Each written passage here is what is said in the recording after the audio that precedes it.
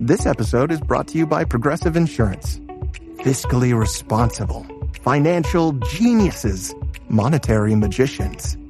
These are things people say about drivers who switch their car insurance to Progressive and save hundreds. Visit progressive.com to see if you could save. Progressive Casualty Insurance Company and Affiliates. Potential savings will vary, not available in all states or situations. What's going on, people? Ryan Leary here from Work Defined. You're listening to Inside the C-Suite, where we talk with executives and founders to learn the story behind their success and failures. Let me ask you a question. Does this sort of sound like your position? You've been trying to build a company that just doesn't seem to be getting off the ground. You've bootstrapped for the last 5 years. You need a whole bunch of cash to survive, or your board's breathing down your neck because they need to start seeing a profit. So you're kind of in a forced position to push a riff. It can suck, but it's all part of the game that we chose to play. You've got to figure out how to manage this, how to embrace the changing landscape of funding, how to adapt to investor mantras, the value of external capital, the role of the board, knowing when to take on funding, managing a riff, future goals, milestones. All of this is so very important to your success. This is what we talked to Brent Pearson, CEO of Emborder, about. It's a candid conversation. You need to listen to it. It's 40 minutes of pure gold. Here we go.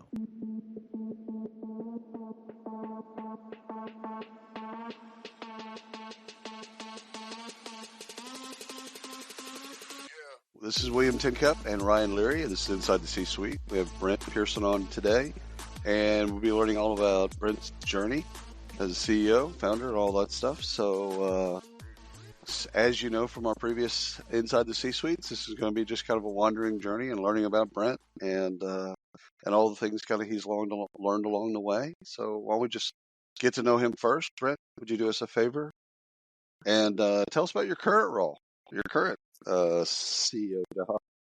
Yeah, so I'm the founder and the CEO of a company called Emborder, and we're all about the employee experience. So we make HR technology software. We sell it to companies all over the world, and we help them create better experiences for their employees through moments of transition. Perfect. And Ryan, you would love this. Half the time they have offices in Austin, so he's got his office down in Australia. You're in Sydney, right? Sydney, yes. Yeah, that's what I thought. So he's in Sydney, but he also travels up here, goes to some conferences every once in a while, but really spends his time in the office. When he comes up here, he comes to Austin. So that's his United States. Yep. Is Austin, which is a good representation. Yeah. Not a good representation of Texas per se, but of the United States. It's actually pretty cool. Yeah, it is. It's a great city.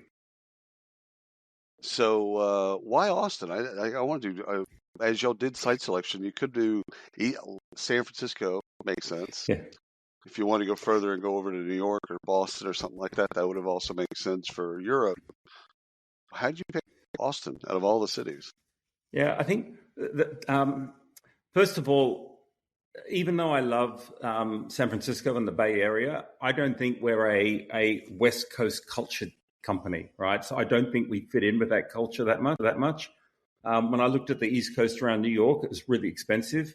So right. I kind of ruled out the two top tier sort of cities. And so then I looked at the second tier, you know, the Seattles, the Denver, the Austin, North Carolina. And I made a trip to Austin, and I just thought, you know what, this is a really cool city. And there's a lot of similar vibe and feeling to Sydney. And so probably one of the main reasons was there's a lot of great talent there. It's a university town, so there's a lot of great talent.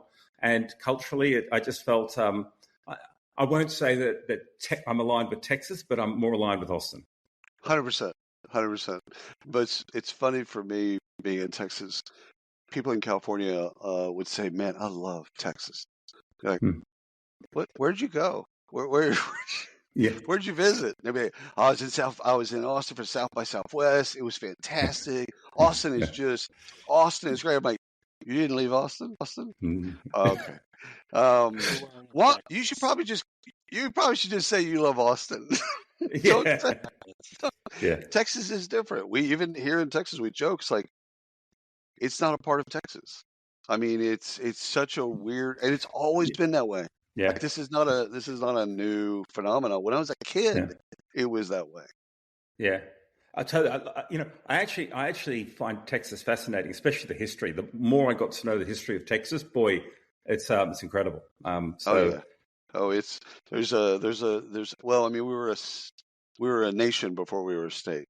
So you've got but every You're year it kind comes of a up. nation now. Yeah. Every year, Ryan, it comes up every year. It comes up for ballot every year. Like, let's just leave the United States. Yeah. Like, I think we're at this point, guys. I think we're over that. I think we can just kind of stay with the rest of the group. No, every year it comes I up on remember ballot. One of my first trips in, I came in through via Houston, and I was lining up for immigration, and there's this guy standing in front of me, and he goes, "I'm a dual national, Texas and American." And I think that's indicative right there. It. Yeah, that's indicative. So where do we start our journey? Where do you want to start first? University? You want to start with your first venture? Where do you want to start? Yeah, probably. So my first career was actually in film and television. So I started off in a very creative field and loved it. Wow. So I was formally trained in camera work, sound, editing, 16mm film, and electronic. And yeah, my first career started in TV, which I loved, and I still love making videos and producing videos today. But now it's just purely a passion, not a job. And right. But then I moved into computing pretty early, so and got a job. So when personal computers hit the scene, I just became fascinated with computing. Taught myself how to program. Sort of made a career jump into programming, and then got a job in one of the top management consultancies as a programmer. And so that's kind of how I jumped more into the business world. The first half of my career was spent in large companies, and I jumped into HR tech by being headhunted as a CIO for one of the big staffing companies in Asia Pacific. So that's how I then moved from management consulting into business. And then once I got into the world of HR, and I've never been a practitioner, I've always been a provider of technology solutions for HR. I just became I fell in love with the power, the promise of HR tech, and the ability to really help companies create better experiences for their people. So the rest of my career has always been in HR tech. And the company that I worked for, we got acquired by a company called TMP Worldwide at the time. And they had this little rinky-dink thing called Monster.com. And so because of my technology background, I got relocated to Boston, and I ended up becoming the head of strategy for Monster during the heyday of Monster. So, back in 99, 2000, up until 2004, I worked out of the mill in Maynard and really got to explore and witness the birth of the internet, the World Wide Web, and HR applications on the web. So that was wonderful. And then after that, my career changed. I decided to go from big companies to small companies, and I got involved in my first startup. So I came back to Australia to sort of settle my kids, got it, and then I did a startup with a woman who was very experienced at doing startups, and she'd done a number of them, and she said, "Brent, I want to do another one. Do you want to do it with me?" And so I joined, and that was kind of how I started getting exposure to startups and small companies. We built a successful company, but it was interesting. It was quite a fascinating lesson for me, because I ended up leaving this company that I kind of co-founded over differences in sort of vision and values. So we kind of grew apart. And I hear this story a lot with co-founders, especially, where you start aligned and then you diverge, and we diverged. And so I ended up walking away after about 7 or 8 years from a pretty successful, profitable company that I started, mainly because, the way the company was going was not the direction that I wanted to go. So that was, and my first sort of interesting little vignette or story was, as I left that company, I wasn't sure what I was going to do, and I decided to set up a little consulting venue. A competitor came and said, "Hey, if you're going to consult, will you consult for us?" And I thought, yeah, this would be great. I'm going to consult for them, but in a different regional market. And I was going to go and do some consulting for them in Asia. And my ex-business partner took offense to that. And so she basically said, no, you're not going to go and work for a competitor. If you try to do that, I'm going to take you to court and I'm going to enforce your post-employment restraints. And of course, anytime someone talks about the enforceability of post-employment restraints, it's like, yeah, no, they're not enforceable. Well, I beg to differ. I got pulled into High Court, into a 5-day trial in High Court, which I lost. We then went and appeal, which I lost. So my post-employment restraints were enforced for 2 years. So for 2 years, I could not work in my industry in Asia Pacific or for any company that had an operation in Asia Pacific. Oh my God, that's pretty deep. Yeah.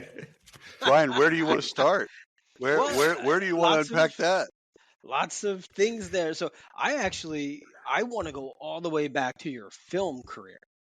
Yeah. Because that really interests me today. I've always had an interest in film and cinematics, and the annoying part for me, and I'm sure, I'm wondering if you have this issue too. I cannot watch a movie or sitcom or anything and just wonder what the background, what's happening in the background, right? The camera angles, the shots, the different things that are going into it, the writing. It's really special. But curious, if we go all the way back to the time when you entered into film and TV, what drove that? Why did you choose that route? I grew up with a father that was passionate about photography, so we had a darkroom in our home. I love photography as a hobby, and I just wanted to go into a creative field, and I still do. I produce videos all the time now, so I combine it. My passion now is adventure motorcycle riding. So I go out there and I travel to amazing places in the world and I make videos of my adventures. And so I get to combine two passions in one. And when I finished school, I kind of thought, you know what, this is what I'm passionate about. I'm going to make that my career. But I actually think that, and while I did make it my career for about 5 or 6 years, now I love the fact that I've moved out of it because now I can keep it as a passion and not as my work. And and so now here I am, 30, 40 years later, and I'm probably even more passionate about it because it is not the way I earn my money. It's just the way I have my passion. Yeah. Well, if you're looking for a side gig, we have plenty of podcasts, plenty of videos that need editing. I'm just saying, put it out there for you. No, I heard adventure motorcycles. No, he's in a different place right now. He's not interested. Not interested. If it's not motorcycling, I'm probably not. You're not going to convince me. Now you're not speed bikes, adventure motors. That's off road, right? Off road, yeah. So I pack camping gear and I go off road and I go into the wilderness for anywhere from 7 to 10 days at a time, usually, and just go riding with my friends, and we just go and explore parts of the world that you may not be able to get to by 4-wheel drive or by foot. Wow. Yeah. That is fantastic. Oh, I'm down with that. This is in between running in Emborder. Yeah, totally. and it's in between, and you know what? It's my therapy, it's my sanity, it's my meditation, right? So when I go out on a motorbike and I'm out in the wilderness, I'm in the moment and I'm not thinking about work or what's going on at work, and so I come back from my trips and I'm recharged, refreshed, and ready for the next chapter or whatever it's going to throw at me next. Right. So what's the best place, I guess, best experience you've had adventure biking? Well, probably I did a trip to Iceland last year, and I spent 7 days in Iceland, and it's just I'll send you the link after this. I made a video of it. That video's had like over 1.1 million views, and it is just the cinematics. It's like being on another planet. So I love wilderness and remote places, and Iceland's pretty cool. Did you bring your own bike, or did you ship your bike, or did you? No, I rented there was a guy that runs these small tours, and he provides the bikes and support and everything. So I just went there. But in Australia, I've got my own bikes, and I we ship them, we trailer them, we move them wherever we need to ride. Well, we could do the whole show on the bikes. I mean, I know we got to do other things, but we could stay there for a long time. Yeah. We probably should. Yeah. What was it? People What was it wanna like know living about in you. Boston? Yeah, no joke. Yeah. What was it like living in Boston? I love Boston. Some people give Boston a hard time because of the weather, but it sounds strange, especially being Australian, but I love the weather. I loved it because it's got 4 seasons, right? So when it's winter, like, bring it. The lakes freeze, you can go cross-country skiing, you're close to the ski fields. When spring comes, you just love spring. The summer, it's short, but it's beautiful. And then, of course, the New England fall is just, there's nowhere else in the world like fall in New England. So I really I loved everything about Boston. You had me at the lakes freeze, but not for the skiing part. Ice fishing, yes. Cross country skiing, not so much. So I'm curious here. So, and so I'm just thinking now of all the things. I have so many questions for you now. But so what's on your mind today? What's motivating you today? What's pushing you forward? You've been successful throughout your whole career. And I want to get into that too. I want to learn what's made you successful, some of the failures, things like that. But what is driving you today? What gets you out of bed? Yeah, I think starting my own company in 2015, in a lot of ways, I wished I had have done that earlier. But this is going to be my last gig, right? And I want to create something that really makes a difference and changes the world of HR and really makes a positive impact in people's working lives and things like that. So that's what I kind of see as my legacy. I think what we do and what our platform delivers is pretty amazing. We create better, when talent acquisition teams find the perfect person, we ensure that they have this incredible experience when they join a company. We ensure that they connect with their manager and their team and the company. And, I think that's pretty cool. And I think that if we can, help companies create a better experience and for people to have a better experience, then I think we're making the world of work a better place. And that motivates me. How do you surround yourself, or what's your philosophy of talent? Like surrounding yourself, because different leaders like different people around them, right? So what's your, at this stage, if someone were to be around you, what's the characteristics? What makes someone successful? The characteristics for me, so we are a values-driven business, and it's alignment to the values. That's really important. So getting someone that loves what they do. One of our core values is love it. So I want people that they wake up on Monday morning and they kind of go, I had a great weekend, but I'm actually looking forward to work. I'm going to be working on some great customers and great colleagues and things like that. We have another value, which is keep it real. And so transparency is really important for me. I think we've all worked at places where there's politics and games and facades and things like that. I got no time for that. As I said, I want to, between now and whenever I retire, I want to just enjoy it as much as I can. So I'm looking for people that are just passionate about making a difference and want to, dig in and solve them. When you're doing a startup and you're sort of a tech company, it's almost like it's just a case of one problem comes and you've got it, and then another problem comes and you just got to sort of get over the problem, solve the problems and get to the next stage. So it's almost like playing a video game in some way. And you've got to have perseverance and tenacity, and you've got to kind of work as a team to get through, to make sure you're solving the right problems in the right order. They're not there for what I heard, Ryan. They're not there for the check. I mean, they get checks, of course. Yeah. But that's not the bit. Yeah. Yeah. No, it's interesting. I've made good hires and bad hires, but the good hires, they're the ones that just love the mission of what we're doing. And, they love the culture and they love the customers and, they love it. The paycheck's important, but it's not what they're there for. Right. What makes a bad hire? Great Other question. than not performing and they're just like what really makes it. Yeah, look, I think besides the obvious stuff, I think of just not performing or not doing your job, etc. I think it's if they're not aligned culturally. I've found that for me that's, and whenever I've, like, even during an interview, sometimes in an interview you see someone with great, they got a great resume and they've got great experience and great track record, be interviewing them, and you get these red flags, and it's usually around personality and cultural fit, and it's whenever it's like, I know they could, on paper they could solve the problem, but then they don't work out, and you always kick yourself. CRM was supposed to improve customer relationships. Instead, it's shorthand for can't resolve much. Which means you may have sunk a fortune into software that just bounces customer issues around but never actually solves them. On the ServiceNow AI platform, CRM stands for something better. With AI built into one platform, customers aren't mired in endless loops of automated indifference. They get what they need, when they need it. Bad CRM was then. This is ServiceNow. The BARF.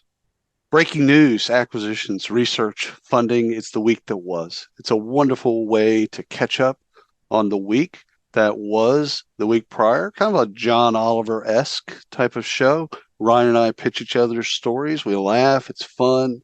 You can watch it on YouTube, but you can also subscribe to the podcast. Give it a listen. Give it a look. Thanks. Oh, 100%. Because you're not trusting your intuition at that point as an entrepreneur. Yeah. You know something's not right.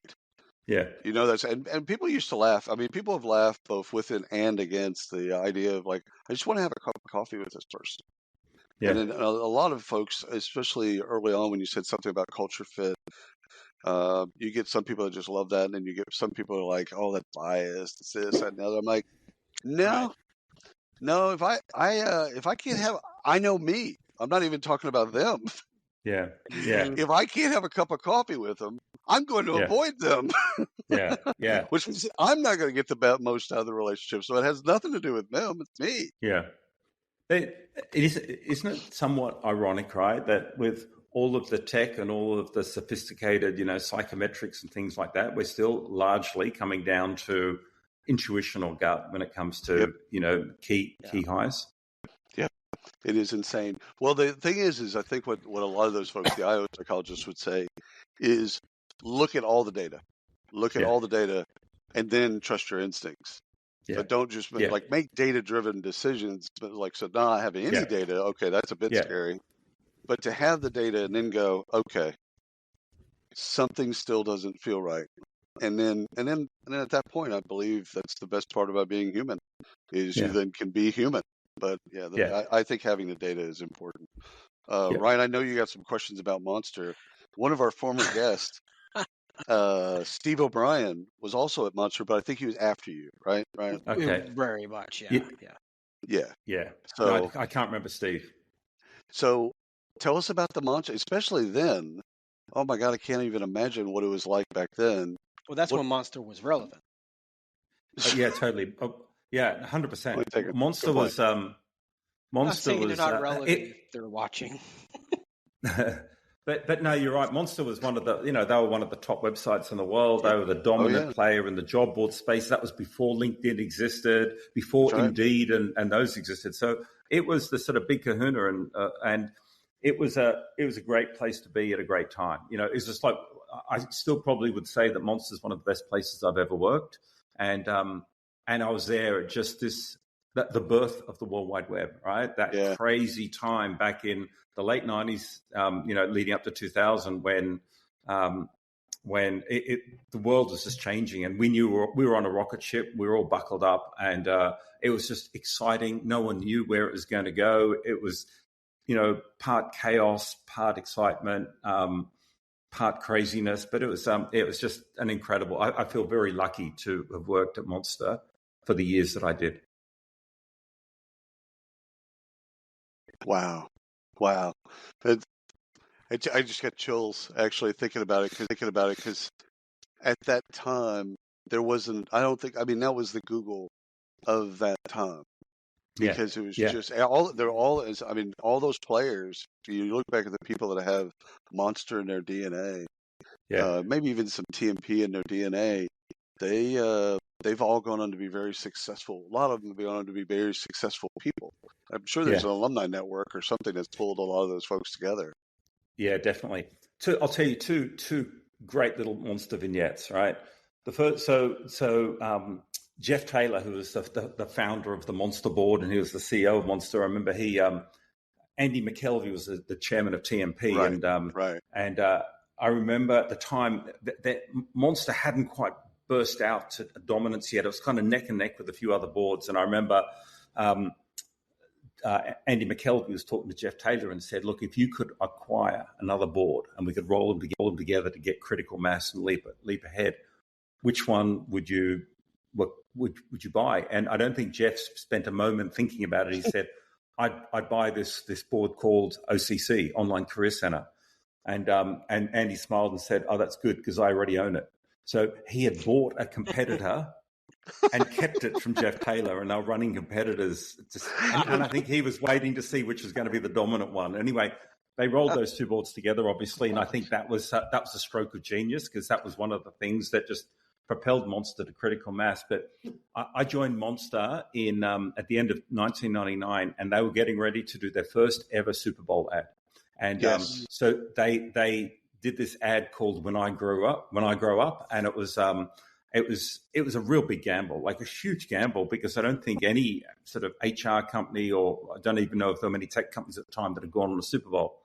And I remember everyone was getting ready for this, and I went over to the where our server farms were, and all of the engineers, they had beds there, and they were basically we were hosting. This is before the AWS era, so we had our own server farms. They were literally building servers, and there were servers out into the corridor that overflowed out in the corridor because no one knew how much traffic was going to come out of the Super Bowl, and they didn't want to miss a single user who responded to that ad. And it was I remember being in the operations center that night when the Super Bowl ran, and we were watching the traffic levels spiking up from the Super Bowl ad. It was pretty crazy. It was just a wonderfully exciting time. Great bet, too. So did the cost of the commercial pay off? 100%. That commercial, that I think it was, Jeff Taylor was one of the things he was a marketing genius, and he used to come up with the craziest ass ideas for doing guerrilla marketing, for getting Monster, on the board, and that was one of them. I remember he also did crop circles on the approaches to Chicago Airport, so that in the shape of the Monster logo, so that as you're flying in, you look down and there's the Monster logo on approach. And he was a great marketer. Oh my God, that's fantastic. Have you taken some of those ideas or your view of marketing and your appreciation? Because I know you do appreciate marketing because we've obviously talked and stuff like that. Is that where that comes from? So I would love to apply, some of those ideas, but I think that, Monster at that time, like the amount of revenue they had, the amount of funding that they had, it's kind of like a different scale. I don't think you can kind of say, if I turned around and said, "Hey, I want to sponsor the Winter Olympics," or I want to buy a balloon, I think people, my board would just fire me first before. Here's your balloon. It's your going away balloon. Yeah, exactly. So I don't know how many of those. I don't know how many of those experiences are directly translatable to, a smaller tech company that's sort of growing. Right. I'm pretty sure on the way to HR Tech, there's a farm that we can do a crop circle with. 100%. And Emborder has the perfect logo for it too. Yeah, we do. It would look good. Okay, maybe we'll have to think about that. Too funny. So the partnership that you had and then falling. I think the way that you phrased it was you kind of grew apart. Went in different directions. Yep. Went in different directions, and then you went and tried to work somewhere else. Did that relationship? Was there any other kind of a repair or anything like that? Was there any other resolution to that? No, I think that once a relationship gets into litigation in court, it's pretty much irreparable. I think that it's a shame, and had, with the benefit of hindsight, if I was doing it again, I'm sure we would have maybe worked out a different approach. But what's interesting? It's like, these things at the time, it's kind of like, if you've ever been through litigation, I wouldn't wish it on anyone. It's a horrible experience to go through. But had that not occurred, I would have gone down a different path in life, and I probably never would have started Emborder. And so I kind of look back on it and just think, that's just part of the journey that I had to go to, and some of the learnings I had to go through to get to where I am now. That's a good point. That's a really good way of looking. That's a healthy way of looking at it. Yeah, I think you can't just go up and beat yourself up. You've got to just kind of take the learnings out of anything bad that happens. And, right. There's that old saying, what doesn't kill you makes you stronger. So you got to just, move on and just go forward from there. Yeah. Brent, let's talk about some habits. So you've got a ton of experience, right? You've been through good, you've been through bad. What are the habits that you've had to lean on to get to where you are today? Yeah, I think that probably the first habit is being really almost sort of displaying radical candor. So when I'm managing someone or working with someone, they know how I feel. There's no, I don't hide it. I don't try to hide it. If I'm happy and excited, they know. If I'm frustrated or pissed off or something, they know, right? And so I think the first thing is just being really, really radically candid with people that I work with. That's number one. I think the second is, and what I've sort of learned more and more is it's about it's almost like, especially when the going is easy, you can kind of sit back and allow your team to sort of just go at it.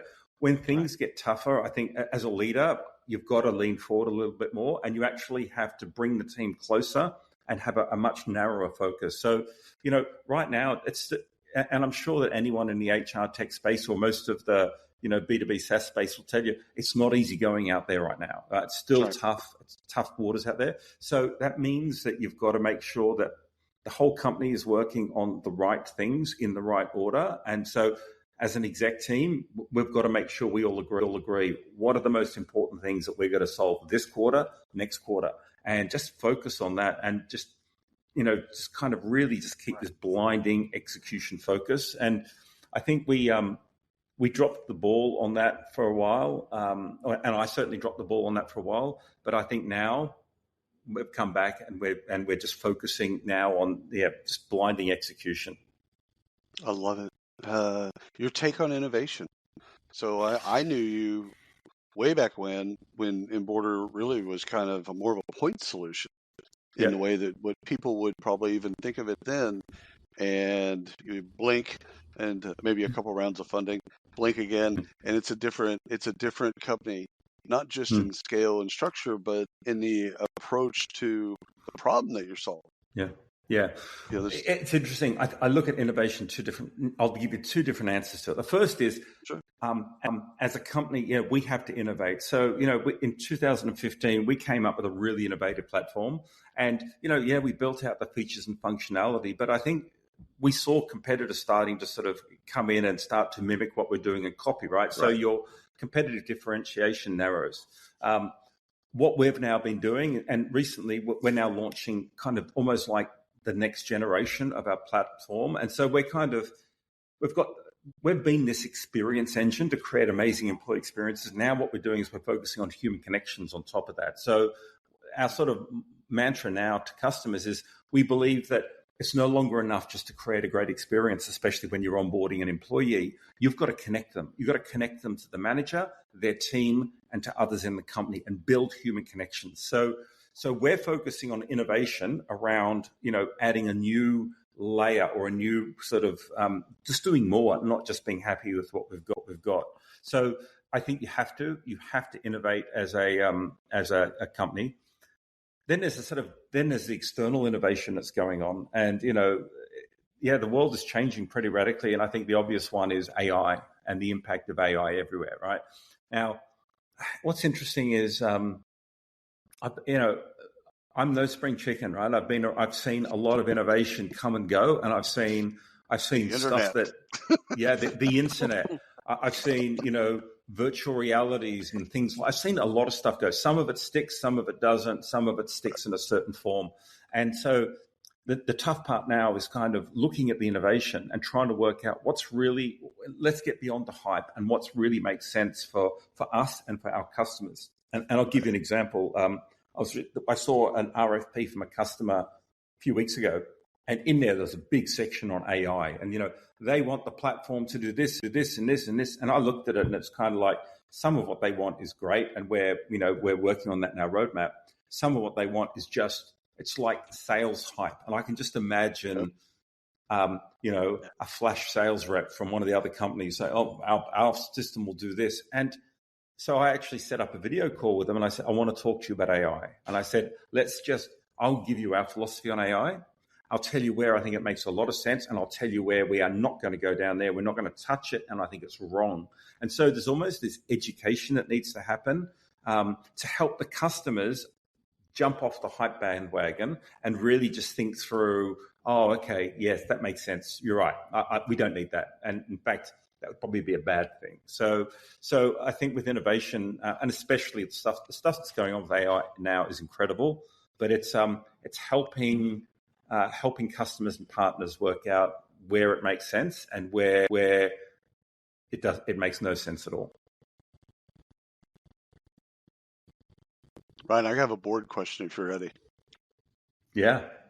So funding, you've been through, I think, 3 rounds?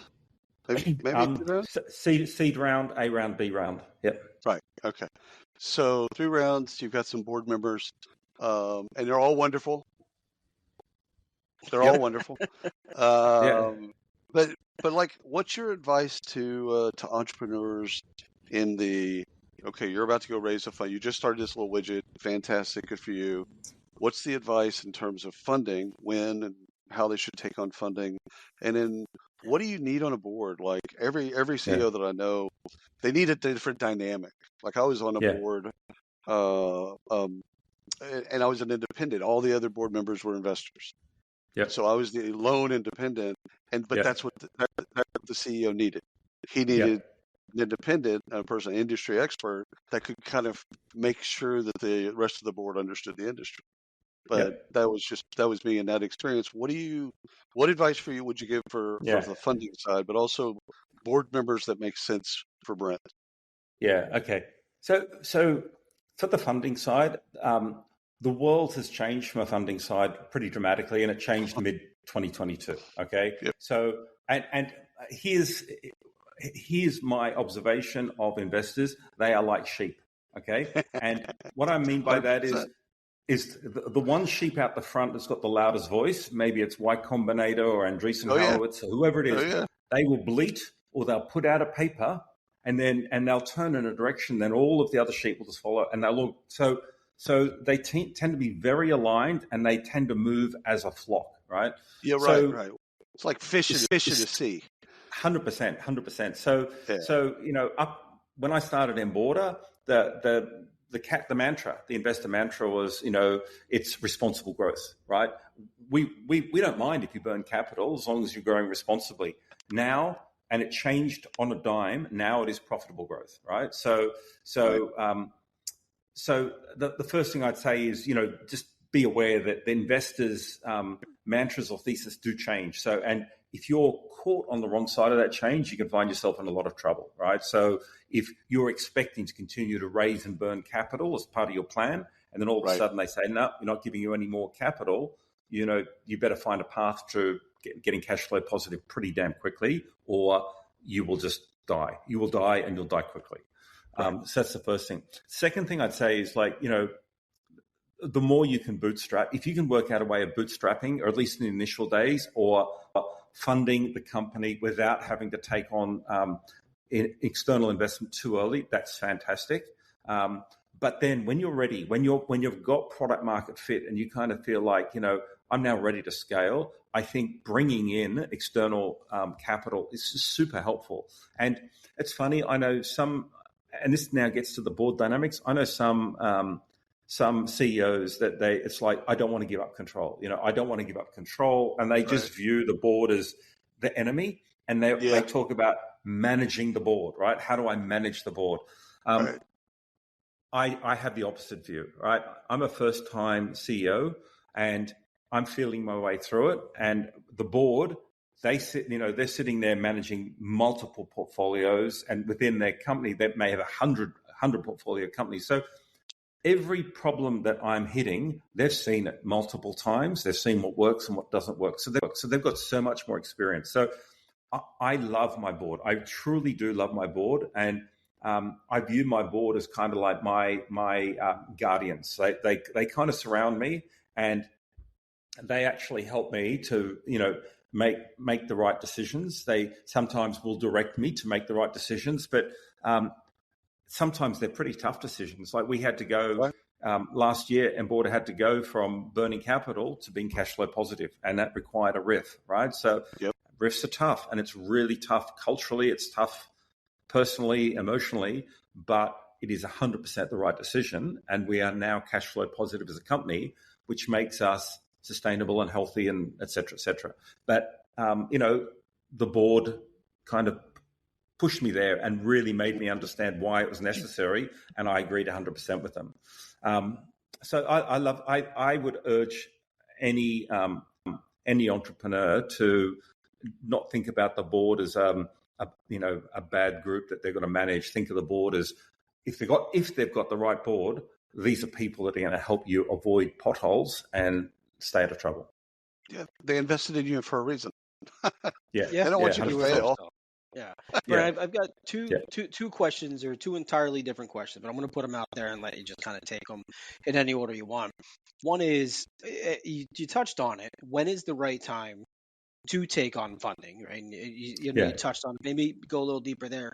And then the second half, and we can come back, I can re-ask it if we need to, is about the RIF. And we don't need to know the personal stories behind that, but a lot of companies that we've worked with in the past go through this. And we were talking, I think it was today we were talking about it. We were. How some just really shit the bed on this. They don't do it in the right way. So I'm curious to hear your story and your take on how is the right way to do that. Yeah. Okay. Totally. So the first question, when's the right time to take on external funding? I think for us, we did it about 16 months after we started. We had a product in market, and we'd started selling it for probably 6 or 8 months. So we actually had signed customers, and we were gaining traction. And that was I felt that was about the right time to go out there and talk to seed level investors. And then we lasted for about a year or two on our seed funding. And then when it was clear that we were starting to accelerate and with more capital we could grow faster, that was the time we went for Series A funding. So there's no perfect formula. You need to know it. No, I don't think it's perfect formula, but usually, often the investors are going to tell you that, like, if you go and talk to seed investors, they've pretty much got their strike zone box defined out, right? We're looking for companies that have this much revenue or this much growth or this much, So they'll tell you, and if you have a couple of conversations, you'll know if you're too early. They'll just say, come back and see us in 6 months, or come back and see us when your revenues are at this level. So the investors usually guide you. Second question is the RIF. Look, RIFs are hard, but when we decided we had to do the RIF, we absolutely said, this sucks, but we're going to do the very best we can, right? We're going to do it the best, most humane way.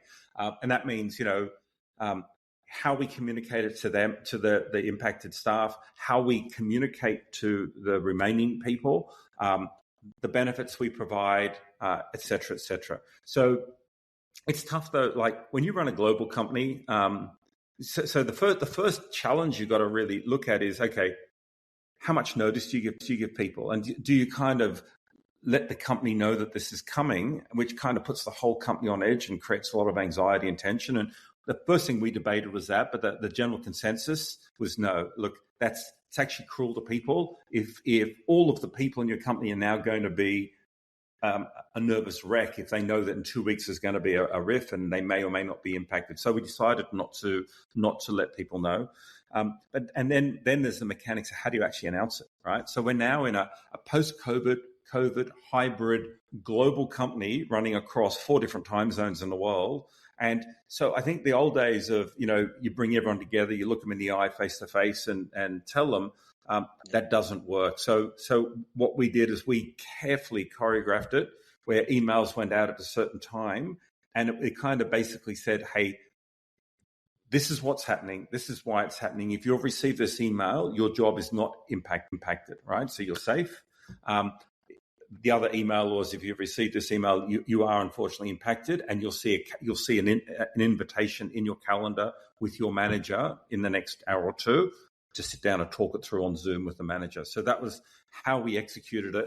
With all of, I then did town halls with each of the regions. So that day, I'd put in a town hall and I took everyone through usually board level slides to kind of explain, look, this is why, this is here's all of our financials, here's our burn, here's our cash, here's why we have to do this. Wow. I want you to all understand. So we shared everything with everyone. We then did Q&A. We did anonymous Q&A. So we really tried to I don't think anyone can do a riff well because it's a painful experience, but we put a ton of planning and thought into it to try to do it the best we can. I hear, if you read any of the press, you see so many horror stories of companies that do it wrong. They're doing it terribly, and it just makes me, especially when it's dribs and drabs, and it's like death by 100 cuts over months and months and months, and everyone's just sitting there on tender hooks, wanting to know whether the knife's coming down on them next week. That kills your culture, kills your morale. I get it. The podcast just isn't enough. That's all right. Head over to your favorite social app, search up Work Defined, WRK Defined, and connect with us. Right. Ryan, I got one last one. I'll let you take it. Last one is, what's the next milestone for you? What do you? I'm not saying that you're going to retire. I don't technically believe in retirement. However, what do you? 2024. Yeah. What's the next thing you want to accomplish? So in 2024, we're launching this new set of products around human connection. So my near-term goal, I really want those. Like, we've just done validation with our customers, and we've got like 2 thumbs up. It's pretty exciting stuff. So my near-term goal is I want 2024 to be the year that we launch this new functionality and it gets adopted with our customers. It differentiates us, etc. So that's near-term goal. Longer-term goal. I think that there's going to be some interesting consolidation happening in the HR tech market, and I think if you start thinking about consolidation in terms of how do you take a couple of really interesting best-of-breed providers, put them together, and then do something pretty cool with the product integrations.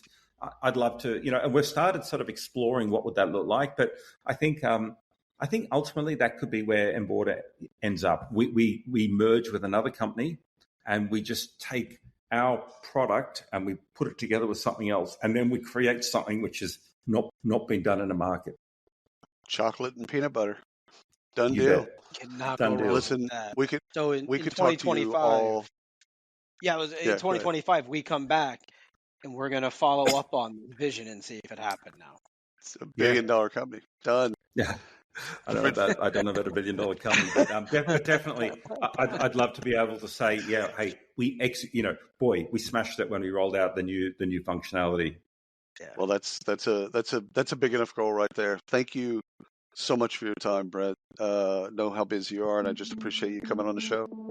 My pleasure. And maybe I'll catch you guys in HR Tech later this year. Sure.